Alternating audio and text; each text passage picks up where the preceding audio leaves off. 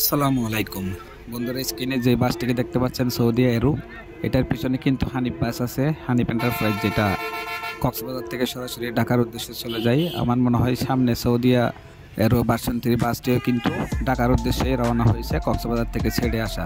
কেরানীহাটের বাজারের দিকে এসে কিন্তু একটা সিএনজির সাথে ঘষা বা ধাক্কা লাগাই, যার কারণে ওই সিএনজিটি দ্রুত ফাঁক ফোকর দিয়ে এসে সৌদি বাসটিকে অ্যাটাক করে ফেলে। কারণ এই কেরানীহাটের বিভিন্ন বাজার বসার কারণে এখানে অবশ্যই একটু জ্যাম লেগে থাকে, যার কারণে বাসটি আর যেতে পারলো না।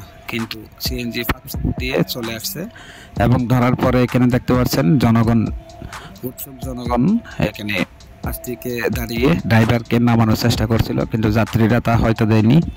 এবং দেখতে পাচ্ছেন সবাই মিলেমিশে মীমাংসা করে দিতে চাইছিল, কিন্তু ওই সিএনজির যাত্রীরা কিন্তু সেটা মানেনি এবং কিছু টাকার বিনিময়ে মানে ক্ষতিপূরণ হিসেবে তাদেরকে ছেড়ে দিতে বাধ্য হয় আর কি।